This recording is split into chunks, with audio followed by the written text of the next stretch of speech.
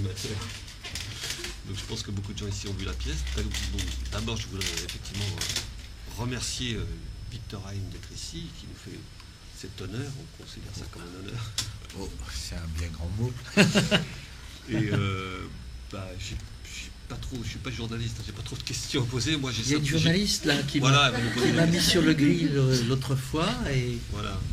qui a retranscrit quelques propos vindicatifs contre ceux qui ont osé employer le mot de collabo pour définir l'attitude d'Ariane Mnouchine.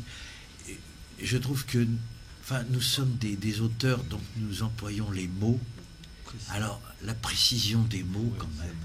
Collabo. J'ai le privilège d'avoir l'âge, le triste privilège d'avoir l'âge où j'ai vu des collabos. Bon, alors si Ariane Mnouchine est collabo, Patrice Chéreau est collabo, parce qu'ils ont demandé simplement ils ont eu une position par rapport au conflit des intermittents. J'ai trouvé ça épouvantable.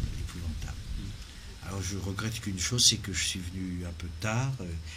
Il était question que je ne vienne pas à Avignon. Bien sûr, oui. Je devais venir le 14, et puis après, la SACD m'a dit non, puisqu'il n'y aura pas nos manifestations habituelles. Et finalement, bon, je suis venu là maintenant, mais je regrette de ne pas avoir été dans ces débats, parce que je suis un timide qui s'est vaincu. Donc je n'aime pas particulièrement prendre la parole. Quand je la prends, on ne peut plus m'arrêter. C'est le problème. Donc je vais finir mon introduction. Ouais. Si vous pouvez, hein. On peut passer à la conclusion. Mais j'aimerais effectivement que ce soit, parce que bon, nous, on a baigné là-dedans, bien sûr, depuis le début du 1er juillet. Martial était là aussi. On a vécu des choses difficiles avec tout ça, vraiment difficiles. Et j'aimerais, on peut en parler bien sûr, mais parler de votre œuvre. Vous êtes là pour ça.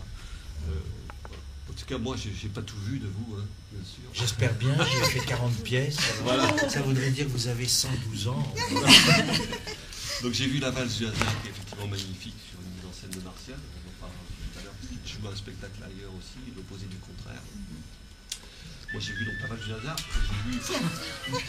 On parle de lui. C'est pas cher. C'est Hollywood. J'ai vu une autre pièce de vous, alors j'espère qu'elle est de vous, parce que je me souviens du thème, mais pas du titre. J'espère que c'est pas une pièce d'Éric Emmanuel Schmitt. Non, mais c'est avec une psychiatre qui... Oui, c'est la visite. La visite, voilà, ouais. magnifique. La visite, ouais. Donc, Et l'autre, c'est le visiteur. Donc je lance le débat un petit peu de façon comme ça. Est-ce que vous changez de thème à chaque fois sur chaque pièce? Oui. Et comment vous viennent ces thèmes? C'est-à-dire que c'est...